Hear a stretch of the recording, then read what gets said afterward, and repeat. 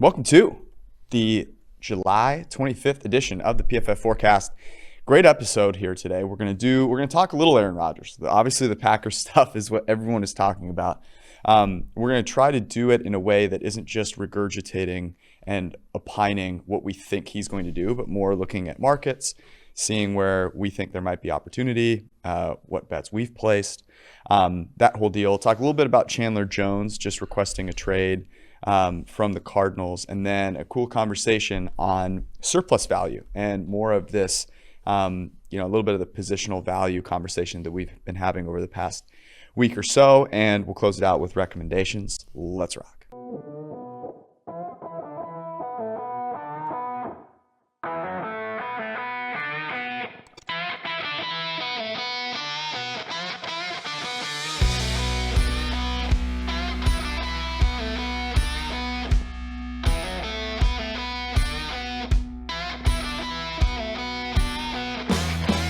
Friday was a hell of a day.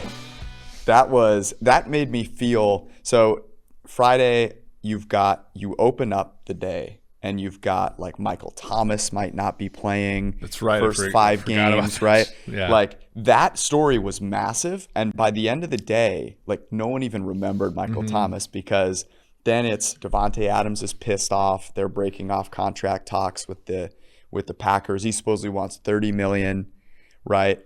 And then you've got Aaron Rodgers, and the PFT report, Pro Football Talk report, comes out that sportsbooks think he's retiring next week or this coming week. Yeah. And then at like 11:30, both of Adams and Rodgers post Instagram stories, the exact same picture of Pippen and Jordan, alluding to The Last Dance, obviously. And like the internet goes absolutely wild. Yeah. Was that offensive to you as a long time? You're not a Bulls fan, but you're very much like a Bulls like respecter. I mean, who's not a Jordan fan? Yeah. Well, the whole team was amazing. Right, but right. Jordan, obviously, the I did think everything. it was kind of interesting that they chose, like, obviously they chose it because The Last Dance, but it's kind of funny to see, like, Wisconsin picking a team from Chicago. Yeah. I thought that was kind of funny. Did you know that Wisconsin is like really weird in that half the state hates Minnesota and couldn't like the rivalry is different depending upon which half the state you're in. That makes sense. Yeah. So I remember being at a bar in La Crosse, which is on the western side, right next to Minnesota, and the Vikings like lost the last second game to the Bears. And these like bloated Packers fans were just like I'm like, I thought the Bears were your rival. What is going on? And they're like, I had to have it explained to me that no, we hate Minnesota more than we hate Chicago, which is interesting. Timberwolves obviously have not provided much resistance to the world champion Bucks of late, but yeah. So there's a lot of interesting things that were going on, especially because just a week or so ago, we were talking about our favorite, if we had to make one bet on a team to win the Super Bowl. And my bet was the Packers at 20-1. And it was so interesting. That report comes out. You texted it to me, as a victory lap of sorts, maybe a little premature, on the idea that he would consider retiring. I was staunchly like, there's no fucking way this guy is thinking about retiring. He's never going to actually do it. And all of a sudden, 20-1 felt like a bad deal. But now the odds are all over the place. Yeah. Well, and a lot of these limits are low. We have to be a little careful here. But if you look at like some place, so a place like Pinnacle Sports is where I like to look, because they were taking $1 million bets on both sides of the Euro League for soccer. So like they will take big money. Whereas DraftKings, you have the Packers at 35-1, and you just don't know. Like I have to drive over to Indiana and place that relatively soon here, because I don't know that what feels that like means. A syndicate situation. 35-1. So Pinnacle. And bet, Chris, Pinnacle is the place that generally I feel like, I'm looking for the sharpest odds. Where am I going to find them? Pinnacle's that place. And it's so interesting because there, Green Bay is plus 1337. Which is fourth in the NFL, which is exactly where, by the way, I think Packers are third in our power rankings, but like the top 4 teams are the exact same as in our power rankings. Kansas City, Tampa Bay, Buffalo, Green Bay. Interestingly, though, Circa, which is a new sports book out of Vegas. We were there with Stadium Swim, and now they have a presence in Colorado. They're going to have a presence in Iowa starting this year. They create their own lines a lot like Pinnacle does. And as of Friday night, Tampa Bay was the favorite to win the Super Bowl in those marketplaces, which is not unrelated to what's going on with Green Bay. Because if you take clearly a Denver Broncos, if you take Aaron Rodgers out of the equation, who's competing with Tampa Bay to make the Super Bowl in the NFC? But it's two-sided, right? Yeah. So not only does it take the biggest rival away from the Bucs in the NFC, already weak division, but then if you put Rodgers in the AFC West, it's hitting him on both sides, because now the Chiefs and the Chiefs would still be the favorite there, right? Like, you wrote this fantastic article where you put Aaron Rodgers on the Broncos and ran the simulations, and you can go check that out on PFF.com. And like, the Broncos are really, really good with Aaron Rodgers. The Chiefs would be the favorite. The point being that both of them take a huge hit. Yeah, and actually, like, I'll say this. So here's a bet that I just like. If we are back to giving out our locks of the week or whatever, to me, now if you buy any of the uncertainty at all, including retirement, including trade, including a rift between the organizations, Tampa Bay at 7-1 is, in my opinion, not the best bet on the board, but it's a bet where it has a really good chance of winning. It's positive EV, I believe, because we have the Tampa at about 15% to win it all. So if you have 7-1, that's 1/8, that's 12.5. So you like have, you have a good, like, it's a positive EV play. I am concerned about the Super Bowl hangover and everything, but like, I'm sorry, did you see Tom Brady throw the ball into that's a what I'm saying. machine? Like, have we overlooked this? But I like this because there's still a chance of it winning, even if you bet the Packers win the Super Bowl and Aaron Rodgers leaves, like, you're screwed, right? But it's a bet also against the Los Angeles Rams, against the San Francisco 49ers, against gestures at the rest of the NFC. Like, I don't know, like the Dallas Cowboys, like, everybody's like, who's going to stop Dallas? We had the tweet from our main account, who's going to stop Dallas? And the number of Mike McCarthy replies was epic. Insane. So if you just want to bet it once, like 7-1 is not egregious. And like, it's not like betting the Chiefs at like 4.5 to 1 is tough. But 7-1 here, I think Tampa related to, and the Bucs just got better this offseason too. Yeah, at DraftKings they're 6-1. So at DraftKings the Chiefs are 5-1, the Bucs are 6-1. The Bills are 11-1, Rams are 13-1, Ravens and Niners are 14-1, which is, I think, kind of hilarious. Pinnacle, they're 688. There was a place I showed you.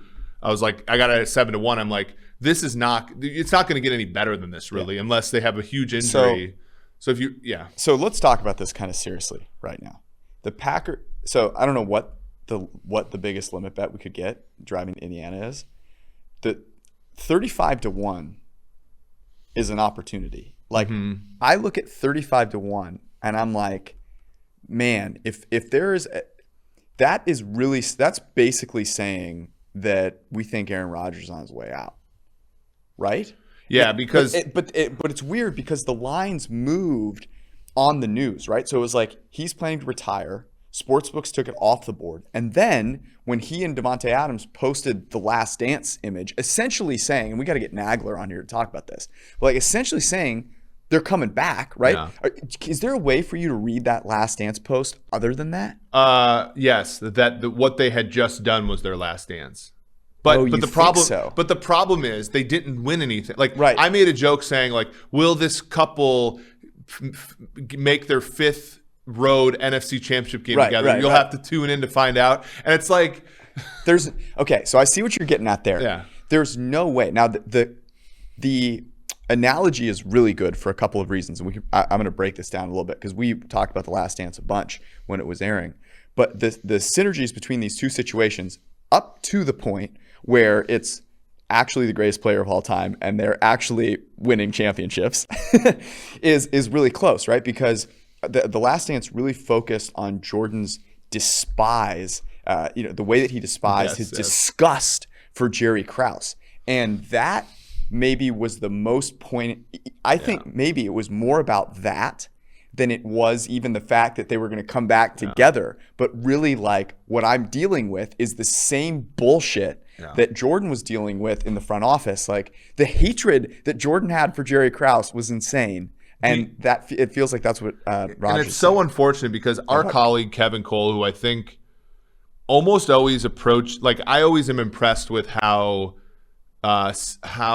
sober he is when he approaches takes, because he said in today's NFL, a first-round pick taken at the QB position at 26 is closer to in value to a pick in the fourth round than it is to the pick at number 1. So should we be as upset? Like, should anybody have been as upset about the Jordan Love thing as it was? And it's like, and I get that's rational. That might have been what the Packers were thinking. It's also revisionist history not to like point out that Rodgers had regressed quite a bit up until 19. But the problem that I have is that isn't how Rodgers would have ever seen any of this. He was taken at pick 24. He was the heir apparent to a Hall of Famer. They traded up for that spot. And so if Green Bay was like, oh, what's the big deal? Did they just flat out miss this? You know what I'm saying? No, and I agree there. But I think the whole problem with it is actually nothing really to do with where, they took a player at the back end of the first round. Yeah. You're right. It's not that big of a deal. The big deal was that messaging that you just gave me is exactly what they should have said to Rodgers. Yeah. The problem was that they didn't bother to communicate it, right? So it's like, what's a good analogy of something like this? It'd be like you had, I don't know, say you had some power bars on your desk, right? You have one left, and I'm starving. I come around and I'm grabbing Eric's last power bar, and you come by and you're like, dude, you took my fucking last power bar. You couldn't ask me. And you were like, it's $2. And my point is like, dude, it's a fucking power bar. Who cares? The point is, I could have just asked you about it. It would have been no fucking big deal. You would have forced it. You would have given it to me immediately. And so to me, that's like the whole thing here. And it's that is why it makes sense for me to think about, okay, what Rodgers is saying is, I fucking hate Brian Gutekunst with that post. Clearly, Davante Adams feels the same way, and they want UWL grad, by the way. Yeah, they want everyone to know it. But my thing is, the reason you screwed this up, if you're Green Bay, is you didn't have the outs.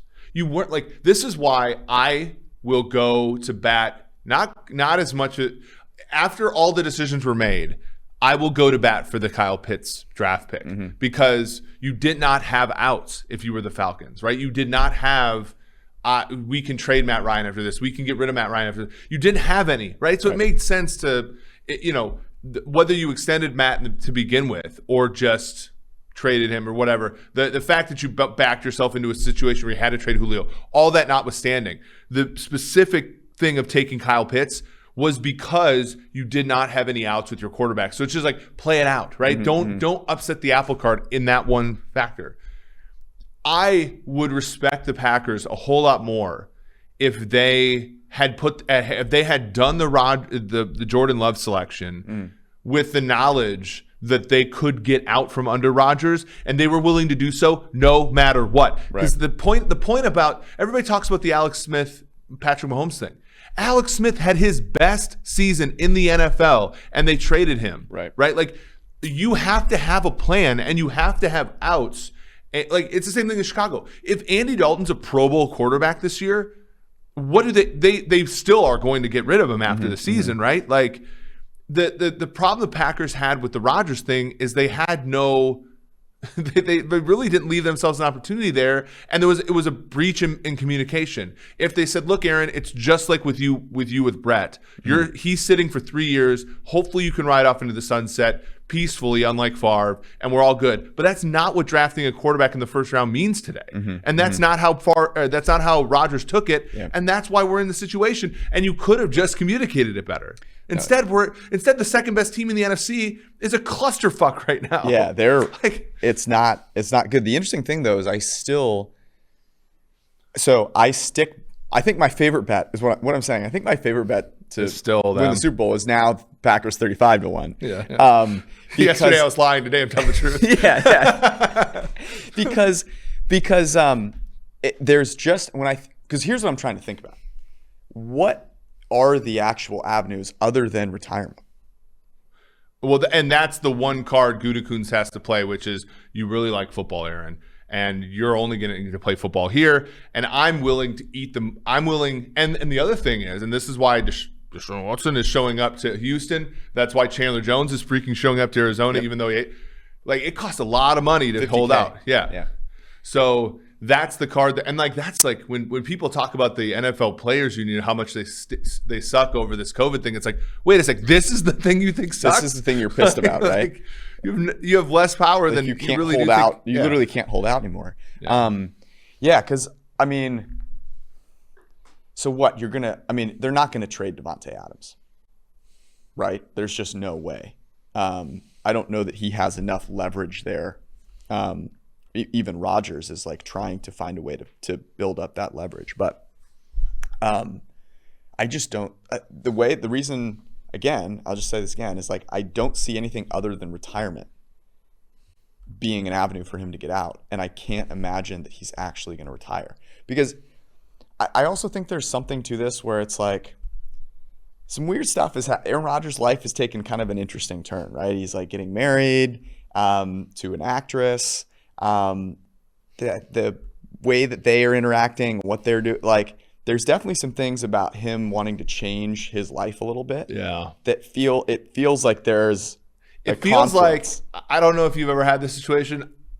I may or may not have, but like it's sort of like one of those where it's sort of like you're trying to get the other person to break up with you, and so you're acting out. And like and in Rodgers' case, he literally doesn't have the ability to break up with them other than to like retire. So he's sort of like acting out and like trying to do things that would be like, oh man, we don't run Aaron anymore. And it's like Gutekunst is sort of like just kind of playing it. You know, he's honestly, given everything that's happened since January, he's probably done all the right things. It's just the situation that they put themselves in. Yeah, just a terrible way of doing everything beforehand. It's so weird with these decisions in NFL, right? Because we had this discussion with the other team in the NFC North who's now going to be the favorite in Minnesota, where it's like, given the Cousins deal, they've made a lot of good moves. And it's like, it always comes back to, and then like a lot of Vikings fans want to be like, see, you can still win with, I'm like, no, D.D. Westbrook is a keynote signing for you because you have all these liabilities and stuff that you have to. Right. And it's like, it's so interesting in the NFL because we want, the news cycle is such that we want to evaluate every decision sort of in this Markovian way. Given this circumstance, this decision's a great one. And when you come up for air, you have to look and say, and this is why we talk about, we get in a lot of comments are like, well, why you like the Browns so much? Or why you like the Ravens? It's because their decisions more or less make sense. One follows from another, and there's a plan there. And there's something, I think, endearing to that plan, even if it's not necessarily something we agree with 100%. At least you can see A follows B follows C. And it's like with some of these, it's like, some of these is like, yeah, I get what the Packers are doing now, but let's not give them a ton of credit for putting out a fire they created. Oh, absolutely. We should absolutely not give them any credit for putting out a fire that they've created, because they certainly did. The last day of the PFF 40% off sale is July 26th, which is tomorrow. You may be listening to this on the 26th. By the way, if you're listening to this on like the 27th or 28th, maybe go give it a try. You never know. Some benevolent people may be looking to help you out. George is kind. Just saying that. Save 40 is the promo code at pff.com, and there's a ton of reasons to go get your PFF subscription right now. The fantasy football draft guide is out. All of our rankings and projections are up and are being updated on the minute as news comes out. So you'll want to make sure you have those at the ready for when your draft happens. The college football preview magazine is up there. If you like betting college football, I highly recommend going and getting that. There's projections in there from our simulation. The 2022 NFL draft guide is also out, and all of the premium locked NFL and college and betting fantasy content is also there. Save 40% off means that you can get that, all of those things, for just $5.99 a month with the PFF Edge subscription. And of course, my recommendation, get yourself ready for the season with the props tool. Get an elite subscription for 40% off. You will not regret it. It's going to be a lot of fun. Chair's kind of interesting today. Well, maybe you're uncomfortable because you need to use the lawnmower 4.0 more. Maybe it's not the chair. Maybe it is. I'm a little lighter. Maybe you should go check out Manscaped and the Are we doing new the ad read or lawnmower. no? I don't know. I was going to try and move into it gracefully, but it's the Lawnmower 4.0. So as someone that has used, I feel like an early adopter here. So Manscaped obviously now pays us to do some advertising for them, but like this is no bullshit. I was one of those people that bought a Manscaped trimmer, like when I saw it on Instagram, in an ad like however long ago. So I've been using Manscaped for a while. I will say this. Their products have improved dramatically over time. Each one that they come out with has been way Not better. not many. So like I'll say this. Whether you're a man, a woman, a Chiefs fan, or a Chiefs, those are definitely all mutually a Chiefs exclusive. -3 better in the Super Bowl, it became pretty clear you need tools. And Manscaped is the tools for the family jewels, And what Mahomes showed is without your full complement of tools, it's really hard to get anything done. Yeah, you're in the turf a lot. You're in the turf a lot. Think about the Lawnmower 4.0 as sort of like, we say running backs don't matter. It's all a product of the offensive line. Like think about the Lawnmower 4.0 as the offensive line for Clyde Edwards-Helaire, for example. Let's say. I think that's a good way to put it. I mean, my biggest thing whenever I am buying clippers to use anywhere on my body, the number one thing is you don't want to be bleeding after you use them. No, you don't. No, you don't. And so that's my number one qualification. Every Manscaped product that I've used has gotten better at keeping you safe there. Promo code is PFF at manscaped.com. You get 20% off and free shipping at manscaped.com with promo code PFF. I would go check it out. It's going to be summer. It's going to be hot. You'll want to make sure you're staying trim. Okay, let's do a little Chandler Jones here. I don't think we need to say too much about this, but what he requested a trade from the Cardinals. The Cardinals obviously just went out and got J.J. Watt to be on the other side of him. There's all this talk about how good their pass rush is going to be this year. What do you think the result of that is? Do you think he ultimately gets traded? Do you think they just keep him there? Like, what's the deal? It's so different. Like we have so many fewer historical examples, right? Like I remember, John Abraham was somebody who like held out from the Jets, went to the Falcons. Pass rushers are players. The edge position is a position where players can from team to team pretty easily. So you saw Khalil Mack make an impact almost immediately. Yep. You've seen guys, even like on the older stage, like Dwight Freeney was on a different team every year. Terrell Suggs helped the Chiefs win a Super Bowl. Like all that. So I think relative to other players at positions, he has a better chance of being traded, and he has a better chance of being traded sort of out of the blue. Like you come up for air, like Yannick Ngakoue last year, where it's like, oh my God, Danielle Hunter's hurt. Who's going to rush the passer? All right, let's go. The problem is that the historical comps go away because the players aforementioned, like they can't hold out or they lose a significant amount of money. And so he can't just like sit out. But I do think that there will be a team that's like, they get through the preseason, let's say, and they're like, man, we're a pass rusher away from being amazing, or we're a pass rusher away from being good. Like that's what Minnesota thought last year with Yannick. So I can see him being traded. The question becomes, to whom? I mean, who doesn't have a good pass rusher? Like the Colts right now. Like let's say, what happens if Carson Wentz has an amazing? What if Carson Wentz? They did just draft Kwity Paye. Yeah, but like we know the hit rate of edge players after a certain amount of time. So the Colts have a little bit of money. Probably they'd have to do some things. But what about like what if Trevor Lawrence absolutely snaps in the preseason or looks really good in trade? You're talking about a team that has $29 million in cap space, but also only $22 million tied up in like their core players for like on offense. Lawrence, Etienne, Chark. Chenault, so on and so forth. Because he's not even a rental for them, right? Like they've built such a young nucleus that they could go with him. The Panthers have a lot of cap space, but they went after Reddick, and they also have Burns, who I think is a sneaky player of the year candidate. The Jets could be one. Go Lawson, Chandler Jones. Again, this is one where it makes sense for a lot of teams. Sometimes you just know though. Like remember, like if Zach Wilson in training camp is like, okay, this is the guy, right? And all we need, and like we have Lawson on one side and God knows who on the other, then let's go ahead and throw Chandler Jones in there and try to make a play for this, the AFC East, which I think is going to be a little weaker because the Bills are going to lose a lot of player hours to COVID. Like, let's go. Those are teams that I think have a shot. What were examples that you thought? So I have one team that I think makes a ton of sense, and this is by far my favorite landing spot for him, and that would be the Miami Dolphins. Yeah. That he will be playing in that, he'll be playing with Flores, who, it's a wizard on the defensive side of the ball. I believe. Would they have to trade Xavier Howard to make this work? Because I think that's the interesting thing is how they would make it happen, and I'm kind of like thinking about just doing some gymnastics there. That would be, for the Cardinals, that would be a really interesting move and one that I would very much support for them. But I don't know if they would have to trade him. Let me look at their cap here. But that was a place where they clearly don't have, they have defensive pieces, but the pieces that they don't really have are edge defenders. You look at Emmanuel Ogbah, who Ogbah was like low key good last year, but he was low key good, but like he was 48th in PFF grade last year out of like 108 players. What about this team?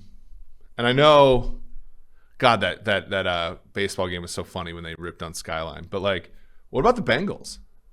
Bengals would be very interesting. The Bengals have the two key cornerstones on offense on rookie deals. They just signed Sam Hubbard to an extension. They just signed Sam Hubbard to extension. That's today. I thought when somebody said Hubbard in the Slack chat, I was thinking of like the Cardinals right tackle or something or whatever, or former right tackle. I don't even know. Okay, so that one's off the board. Obviously, Washington's already stacked up there. The Colts do have money. Detroit, San Francisco, probably not. Chargers, probably not. Browns already have Clowney and Garrett. But like those top four, like the Broncos, they're Jaguars, Broncos, Panthers, Jets. So the Broncos and Panthers are probably a no, given that who they have there.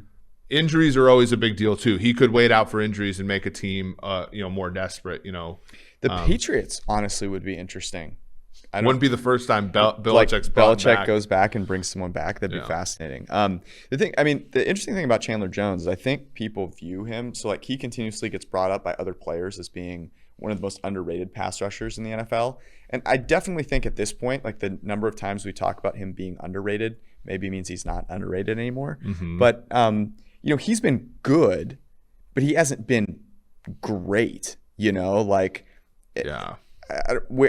what's like the value for him? Because you look at a guy like JJ Watt who comes in. JJ Watt as their only pass rusher is a little scary. You definitely like the idea of having him with Chandler Jones, but I don't know that Chandler Jones is maybe top 15 to 20. Makes a lot of sense for Arizona to figure out how to get this thing done. He also has a big enough cap hit where an extension probably helps Arizona, right? Because you're talking, I think, in the 21 million range for his certain. So he's actually if they can get him like 3-year deal. The issue is that Jones. So he was worth like in 2019 when he played a full season, he was worth, if you take WAR and you multiply it by how much each WAR costs, which is sort of how you get surplus value.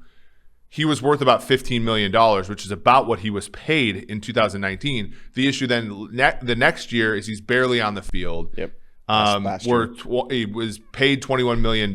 So you're looking at a surplus value of negative $20 million or so. Not good. Like that's not great. And he is streaky, right? So like after joining Arizona, you have 2 seasons above like with really good WAR. Then you have an 18 season where he wasn't good at all. And then you have a 19 season where he was amazing and last year's hurt. Like you just don't know what you're getting here. Some players though, like as they age and you like mess with their role a little bit, can offer value. And like I think if I'm Arizona, here's just a small question. Like, what do you think Arizona's end game is here? Because Cliff doesn't have that much time. They're a win now team, right? Even though they're 4th place in their division and betting odds right now. What do you think? I don't know. Like, it doesn't make a lot of sense for them not to try. Yeah, I don't think it makes a ton of sense for them not to try and keep him around. I think Cliff probably wants them to keep him around, right? Because if you trade him for like some draft pick, that he might not be there to see that player get drafted. You look at his PFF grade, as you mentioned, so 20 2016, 2017, PFF grade of pass rush grade of around 85. And you mentioned, right, over 0.2 of a win above replacement. He was a surplus value in the positive direction for the Cardinals. And in 2019, had a pass rush grade of 90, his highest grade of his career. And, was very, very good. Had almost 80 pressures. Yeah. The one that makes you wonder, and again, like, I'm not here to try to understand player psyche, but the year that the Cardinals were truly the worst team in the NFL, he had his worst season for the team. Like, and he played almost 1,000 snaps, talking about 42 pressures. He did have a decent amount of sacks, but like, he was not as productive down for down. Yep. So if you're a team that's like boom or bust, let's say you are Jacksonville and you want to say, okay, I'm going to bring him in to be like I'm going to bring him, and Jason Fitzgerald talked about this a lot, where you pay a younger player rookie contract and pair him with a veteran on a bigger contract. If he wants to go be one of the cornerstone pieces of like a Jacksonville team, Jacksonville might not be good some of those years. Right. And you wonder if you're getting any value out of him in those years. Whereas if he goes to a contender right away, you're probably assured that he's going to give you great snaps, but he's going to have to fit in. And if you're Jones, you're going to have to probably take less. Like, if you're Jones, you could probably ask for more money out of the Jaguars and the Jetses of the world than you probably could out of the, let's say you talk about Dolphins, you probably can't ask for as much out of the Dolphins, given that they had to give up a lot to get you.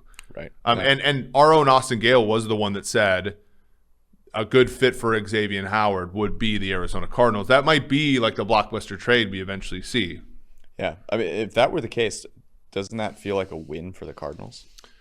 Yeah. The problem is you just don't like. So now your defensive line is what? Because they lost Reddick, who had a great year and a contract year. He was really bad before then.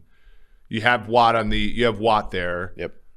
You're really your front seven is two first round like raw linebackers, Watt and a bunch of nobodies. I mean, and then, you're basically hoping Watt can play and that Marcus Golden has a career year. But you look on the outside and you go, man, I mean, they've got Malcolm Butler, who is your number one guy. You have Robert Alford, who that's like very scary.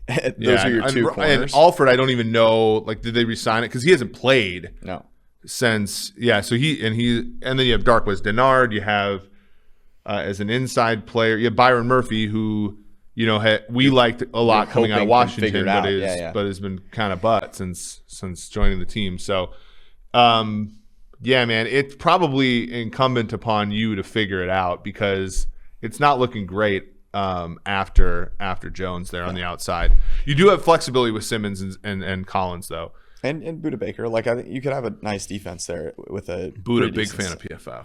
Yeah, it's weird. Like, oh man, it's super super strange. As if we had something against Budda Baker. I love Budda Baker, actually. Yeah, that was great. Let's get to surplus value here. Talk a little. You mentioned that. Before we do, want to tell you guys about our friends at Fantrax. I don't know if you have this issue, Eric, but I do, which is like, when I play fantasy football, I hate the league manager that I use. Whether it's like ESPN or Yahoo, they suck. And Fantrax does a very, very nice job of I signed up for a best ball, like a 700 person version of it the other day. And you liked it? Yeah, it was very, very easy to use. One of my friends invited me. It was easy to do all the stuff. So that they check all the boxes, George. Yeah. The cool thing about it is like the customization that you can use with Fantrax is like way better than a lot of these other sites, like player salary and like contract options if you have a keeper league, multi-team trades, which I think is pretty cool. Good luck executing one with if you have a group of friends like mine. But may God be with you. You can go to fantrax.com/PFF and get a chance to win an autographed jersey from our guy Josh Allen, Buffalo Bills quarterback. If you do so, sign up at fantrax.com/PFF. Surplus value. So if this is, I think a lot of our listeners probably have an idea of what surplus value is, but if you don't, and you're listening to this for maybe one of the first times, like, talk about surplus value, what it means, and how we calculate it. Well, and we're certainly in development here. We have some updates that we're making to WAR, and a lot of that is to take some of the great work that Brad Spielberger, as well as guys like Kevin Cole and Ben, people in our group, Timo Risky as well, like sort of trying to make these things like trying to say, if you pay a defensive lineman this much money, what kind of surplus value are you getting? What kind of, if he plays amazingly, are you going to get your bang for your buck? And so the idea is, I think, pretty simple. You find out what the player's price is, which is not trivial. It's either like cap hit or APY or something like that, because we don't live in vacuums of seasons. And you say, okay, how many millions of dollars is a WAR worth, right? Yep. And you can break it down by position. I haven't found that to be as helpful because positions are pretty fluid, but you can break it up between quarterback and non-quarterback. And just for reference, given how efficient rookie quarterbacks have been of late, one win above replacement from a rookie quarterback or from a quarterback in general is worth about $9 million. Whereas everywhere else on the field, a win above replacement is A, extremely difficult to get, and B, worth about $45 million, which sort of reflects how hard it is to get. If you have a guy who has an amazing season and is worth one WAR, then he's worth that much money, which no non-quarterback is making that much money. And so you can imagine Aaron Donald worth a ton of money. Somebody on a rookie deal worth a ton of money if they're making veteran sort of production.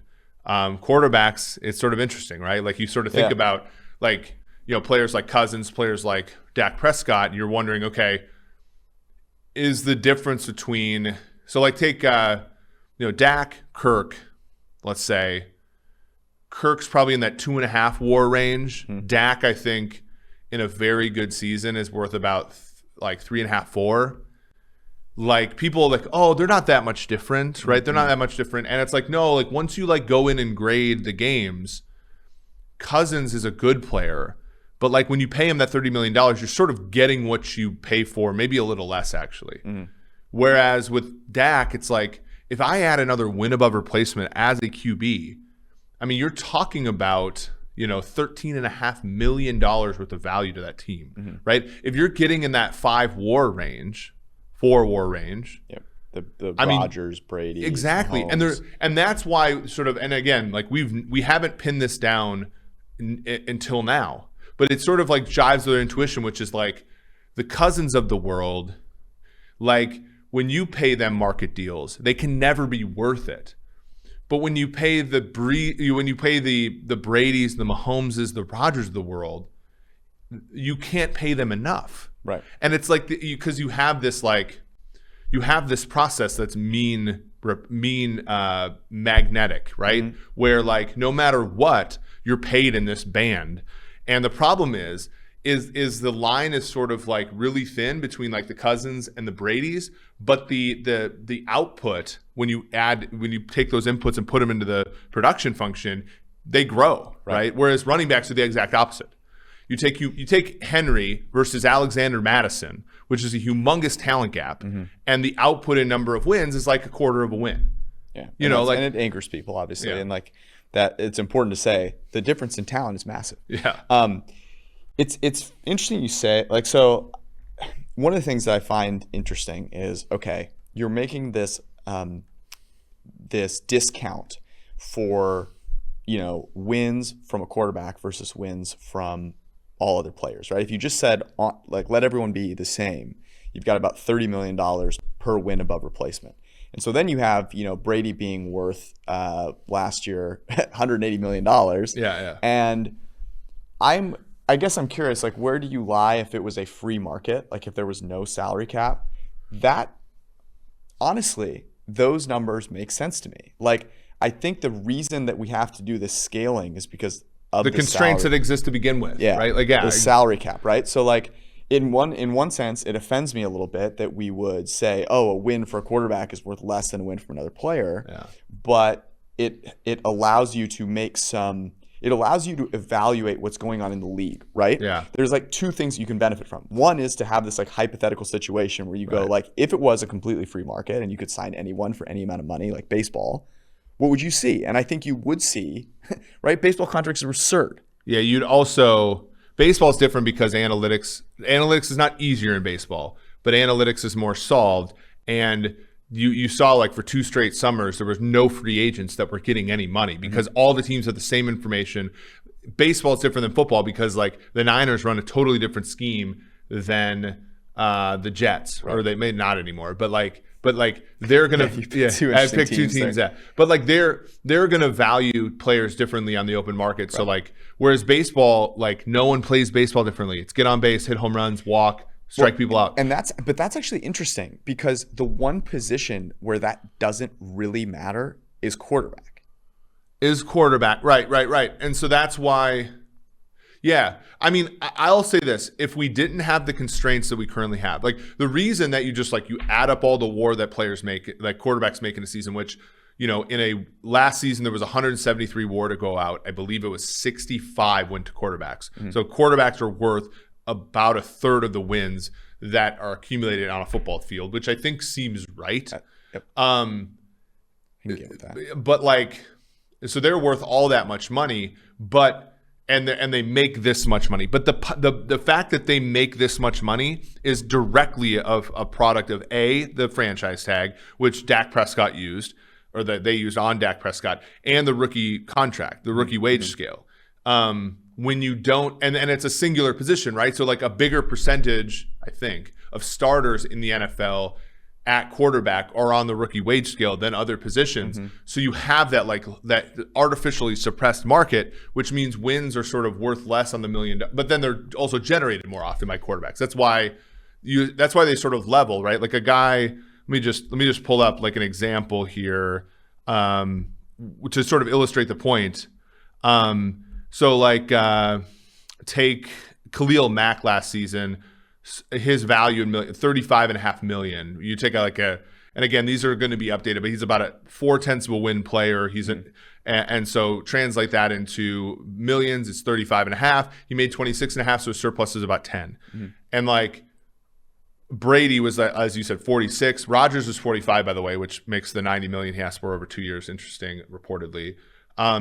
So like that's where that scales. If you had a completely free market, I feel like the rookie wage scale screws it all up, right? Because like, what would you bid on? Like, would you bid on Trevor Lawrence right away? Would you? I mean, I think teams would.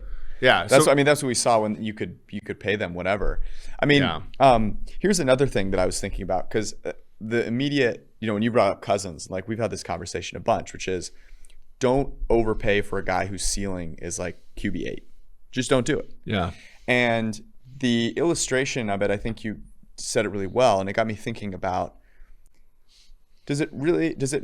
are all wins created equal, right? You were talking about the production function, right? So like a quarterback that's worth 2 wins by replacement, 3 wins by replacement, each win past a certain point to me feels like it's worth more. Yes. Where it's like... And I think actually WAR reflects that. Like I think WAR is nonlinear in that way. Like if you are if you're on one of these super teams, like the wins that you get, like that's why last year Green Bay had all the players with all the high WARs because like, right. Yeah. To me, it feels like, what would you, if you were auctioning off the wins individually, right? Like I would pay so much more to go from 3.5 to 4.5, yes, or 4 to 5 than I would to go from 2 to 3. Yeah. Going from, and like, and we talked about this a number of times. In going from 3 wins to 8 wins, and 8, like there, and I think this is the question mark I have about like Zimmer and Salah, right? It is sort of, there's a different skill set in going from being a 5-win team to a 10-win team than there is in going from a 10-win team to a 14-win team and contending for a Super Bowl.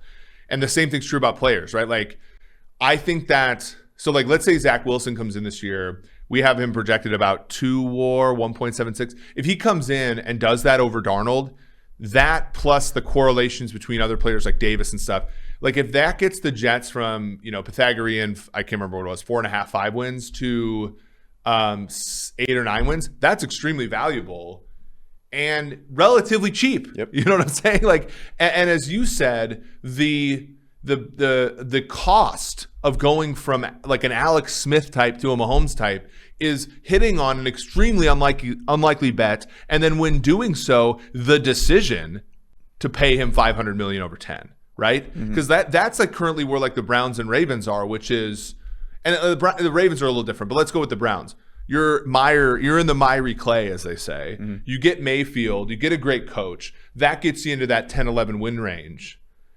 That was not cheap, but relatively inexpensive relative to what Baker's going to have to do to get you into that 13-14 win range and in a Super Bowl, and the decision by a very smart Browns front office to decide whether to pay that and how to support that too, which is costly in the, I would say, you have to make tough decisions. Like our colleague Kevin Cole, who I mentioned earlier, said that's the next test for the Browns front office is when the great player you draft comes up for a contract, do you have the stones to trade a Chandler Jones like Belichick did, to trade a Jamie Collins like Belichick did? Because that is the cost of going from win 11 to win 12, 13, 14. Yeah. And as you said, that cost, if it's all on the quarterback's shoulders, can you imagine how that's so valuable to have all your risk concentrated on one variable, one player. But there are a handful of quarterbacks for which that's true. That's also interesting because I think this is why I feel that there's an exponential relationship between quarterback wins and value as opposed to a linear one. Because when I think about, I'm trying to quantify like the big differences between, let's say, Brady and Cousins, right? Yes, I know Brady is better than Cousins in a vacuum. But then there is also if you have a guy that is worth 3 wins versus a guy that's worth 4.5 wins, I also believe that the tide that raises all boats is also stronger, right? Yeah. So that like there's a difference between needing your supporting cast to help you be worth that and you being that valuable, making other players more valuable, a la Rodgers and Brady. So like it underscores really 2 things. I will pay whatever it takes for the guy that is actually that good. Yeah. I will never pay anything for a guy that, even if I think there's like a small chance in hell he makes it to that top tier, but almost all the time he's not going to be there, I'm never paying it. And holy shit, Tom Brady was a value last year. Yeah. Well, I mean, think about this though. And I think about this in terms of betting. There's 2, you have to hit a parlay to win the Super Bowl. I think we're all in agreement there. Yep. You can do that one of 2 ways. You can lay minus 300 on your quarterback and hope for a bunch of even money bets to hit, right? That's what Minnesota is doing. That's what the Rams are doing. That's what Detroit's doing. That's what all the teams with the Cousy type. And the trick here is that minus 300 is very uncorrelated with the other plus 100s. A team like the Jets is making a plus 200 bet on their quarterback, but they're laying minus 200 on a bunch of positions like Corey. Like the Chiefs with Sammy Watkins is a minus 200 bet to be a decent number 3 wide receiver, right. And he was fine, right? You're laying minus 200 across the board. Which one's a better – that one's the better payout. But when you have a quarterback like Mahomes, the minus 500 is also you found an edge to the sportsbook because that minus 500 is correlated with all the plus 100s that are on your board. Exactly. And that's where the value, and you said exponential, and that's the point. Like with parlays in a sportsbook, like, you know, as you increase the number of legs, your edge decreases relative to the sportsbook exponentially.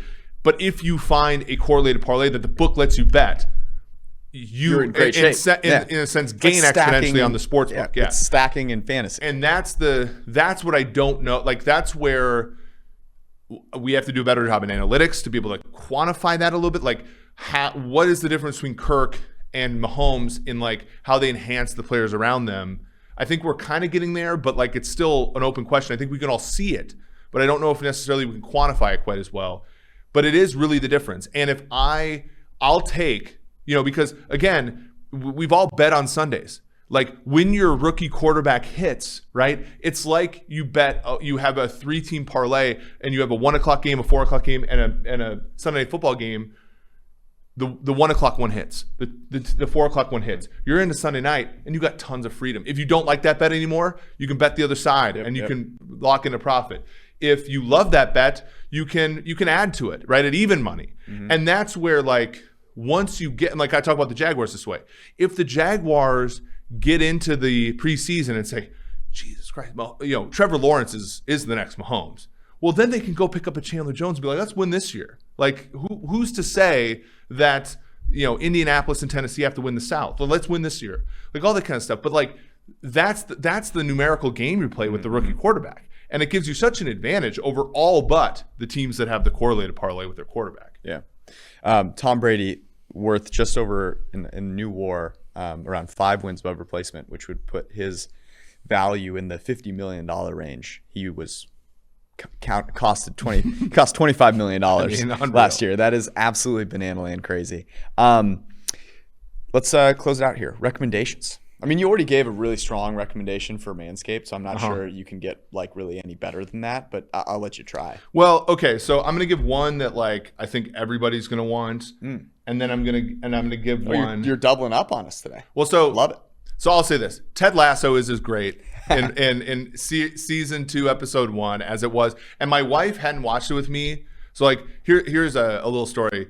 Last year, I was super nervous about college football because like the betting landscape was so weird. So like I was like, and I'm in charge of like Green Line and all that stuff for college football. And so on Saturday mornings, I was like calmed down before the games by watching the episode of Ted Lasso from that week. And it was just like the most soothing thing. But my wife hadn't watched it. So I was like, hey, let's watch all the shows of Ted Lasso. So we did that yesterday while I was grinding a little bit of code. So that one, I think that's a free space. But I'm going to add another one to this. It is a book, Why Everything You Know About Soccer is Wrong, The Numbers Game. This is a different soccer book? Yep. Chris Anderson and David Sally. I've had a really fun time reading about soccer. That's another good book about soccer. I need you to write down all your soccer books. I need to find, so one of the things that I was looking for recommendations of was I need to find some better things to listen to that aren't, I want them to be longer than podcasts, right? Like I want a topic to really dive into, but also things that aren't like so long that I'm never going to finish them. So like some medium-sized books on audio would be great. My recommendation is something that I made for the first time, a little coconut chicken curry. I found it on New York Times. By the way, New York Times Cooking, it's like $5. I also highly recommend that. But the recipe is from originally Genevieve Co. And I guess this one has been adapted a little bit by a couple of other people at New York Times. But I have a recommendation on how you should make it. It tells you to add water at some point. It's like add 1.5 cups of water. Don't add the water. I don't like really watery curry, so I did not add the water. Humble recommendation for you all. So you didn't add. So it's like coconut milk is the main liquid in it. Gotcha. It's very, very easy to make, and at one point it calls for you to add water and then cook it down. And I just decided not to add water and cook down the coconut milk. I kind of do that when I make my soups. You're a soup guy. I'm a soup guy. Favorite soup? So it used to be a tie between chili, like normal chili, like not, insane people chili. And this sounds bad, but like chicken noodle soup. But chicken noodle soup that's made well is like the perfect, like, and again, growing up in Minnesota, it was always cold. So that's like sort of the context there. Chili is so like hard to come by now in this town that like it's gone, it's fallen down. But like I'll go. So there's a place, not to give free advertisement, Kruger's downtown, right next to Bakersfield, and I used to go in there. I'm like, is this real chili? Like I didn't want to offend anybody. Like no, it's real chili. So I'd order that. Well, like they don't anymore. Like they don't like, and it's seasonal or whatever. The pandemic really screwed them up. I wouldn't put that on my recommendations list for people, by the way. Kruger Number one soup, in my opinion, is ramen. That's right. We have done ramen together a few times. I think, and you're not going to be able to get good ramen here in Cincinnati, unfortunately. But if you go to a good ramen place and get good ramen, it's, in my opinion, the top. I think really good pho is also, like, I think those are probably 1 and 2 for me. There are people that listen to the show that, like, will talk to me and say, the food recommendations are like pretty, if you split the difference between you and me, pretty good. So like you're the false negative, right? So you have some false negatives, I think, and I'm a false I think some things are good that probably aren't good, right? Like Maybe. That was our show. Thank you guys for hanging out. We love you all. We'll see you on Wednesday. Peace.